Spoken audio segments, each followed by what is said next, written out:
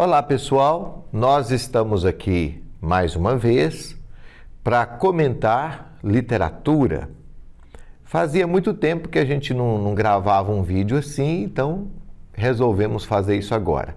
Claro que eu estou sempre lendo, eu leio sempre um livro de formação, um livro que está na minha área, eu chamo de leitura instrumental, né? Você lê para poder trabalhar, mas lê também uma literatura boa, grandes escritores. Isso serve para o meu lazer e eu gosto de dividir isso aqui com você também, porque é uma forma de partilhar um pouco o que a gente está lendo. Hoje eu vou comentar, e talvez não fique só nesse vídeo, a gente faça outros sobre esse assunto, esse livrinho aqui, né? Que é um livro do escritor, teólogo, filósofo Leonardo Boff. E é um livro recente de 2002, publicado pela Planeta, com a apresentação de Daniel Munduruku. E esse livro chamou muito a minha atenção. Eu achei ele muito legalzinho, muito gostoso de ler e ajuda muito.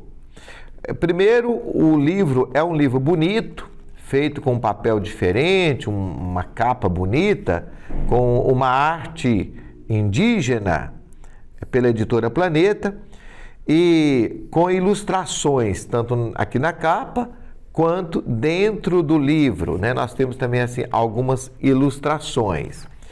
Ilustrações feitas por...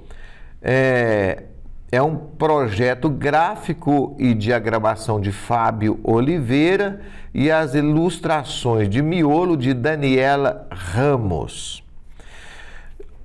Primeiro vamos falar sobre o nome do livro, né? Que é O Casamento entre o Céu e a Terra.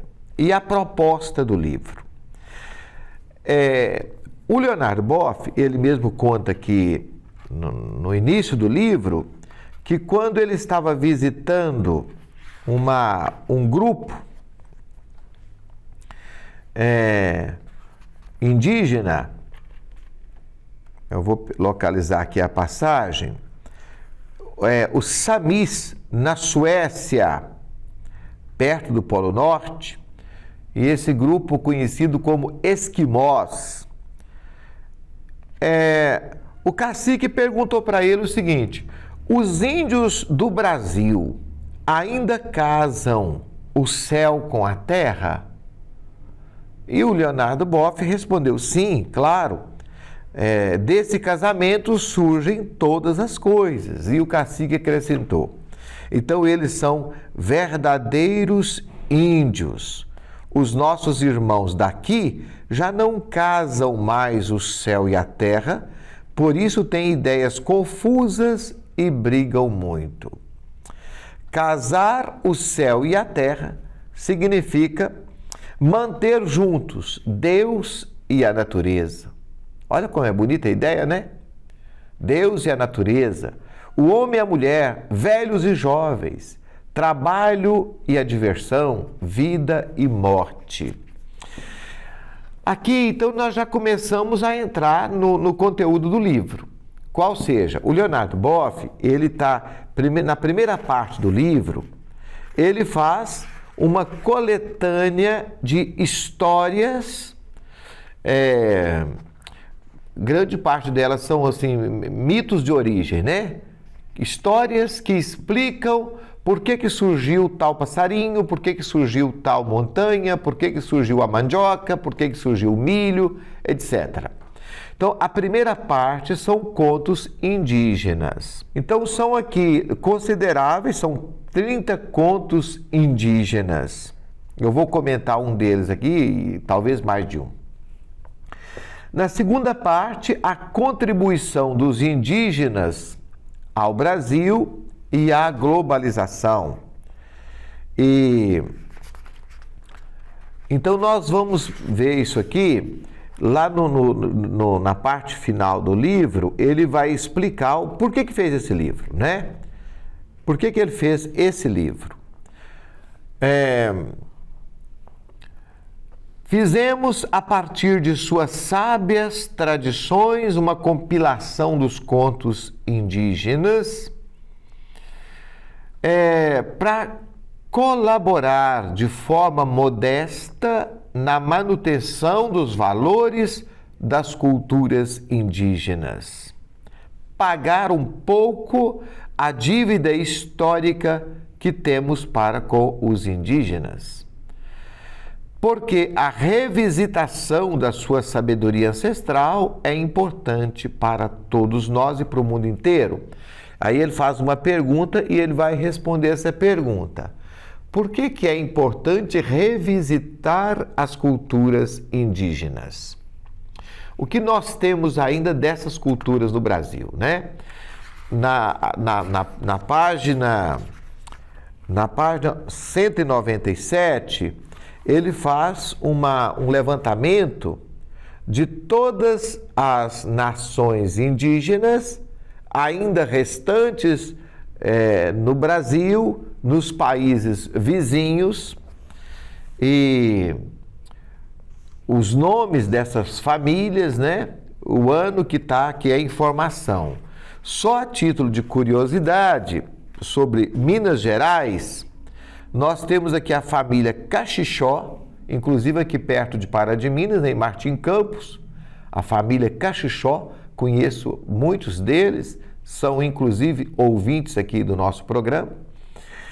A família Krenak, nós temos em Minas Gerais, com cerca de 99 pessoas, estimativa de 2022. Os cachixós aqui no livro do Leonardo Boff não fala a quantidade que se tem ainda. Temos também os Chacriabás, número da população de 4.952, dados de 94. Então, Cachixós, Machacalis, Chacriabás, aqui elencados no livro do Leonardo. E os Krenaks, né? Krenaks, cerca de 99, dados de 92.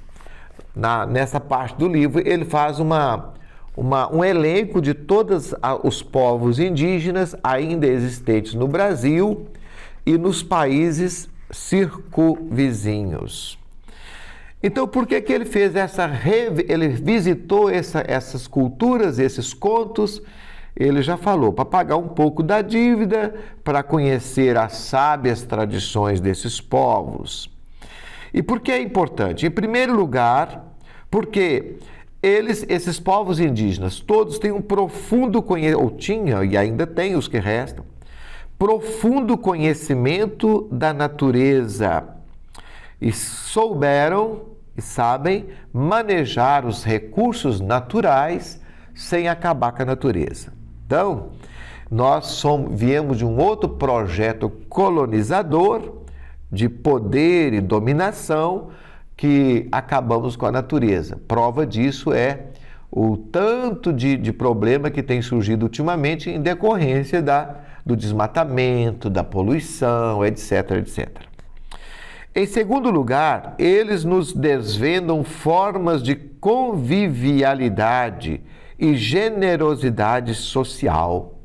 Então, visitar essas culturas indígenas é recuperar formas de convivência. Em terceiro lugar, defender a própria identidade nacional. Não tem nada mais nacional, mais brasileiro do que os seus povos indígenas. Então, revisitar essas culturas, procurar conhecer e tal, é uma forma de valorizar a identidade nacional. E, em quarto lugar, eles mostram para nós conhecer a biodiversidade que faz a riqueza da espécie humana. Olha, eu gostei demais do livro, do trabalho, por isso que eu quis dividir aqui nesse vídeo. Eu conheço o escritor pessoalmente, né? E já conheço o trabalho dele. Como que você pode fazer um agrupamento das famílias indígenas? Por causa da língua. E aqui também na página 206, ele vai falar um pouco das línguas indígenas no Brasil. a classificação mais comum que se faz dos povos é pelas línguas que eles falam.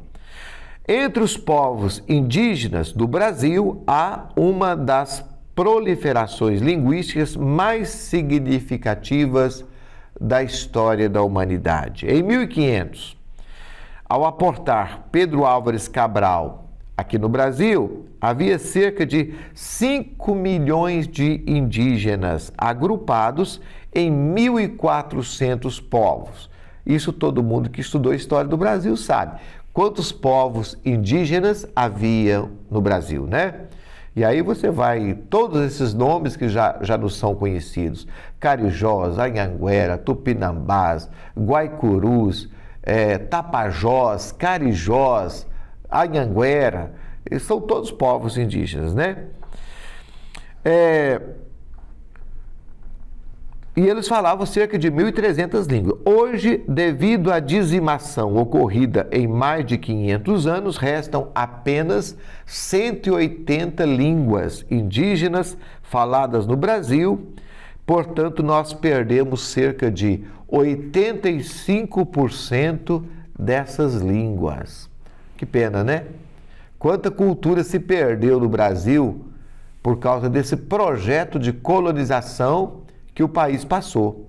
Quanta coisa se perdeu, quanta sabedoria ancestral, quanto conhecimento nós perdemos a partir daí. Bom, fica por aqui hoje essa pequena introdução. Eu ia comentar um conto, mas vou deixar para o próximo vídeo para falar mais sobre esse livro, porque eu achei que ele veio numa hora muito boa, muito oportuna, para contribuição do nosso conhecimento aqui do nosso canal também.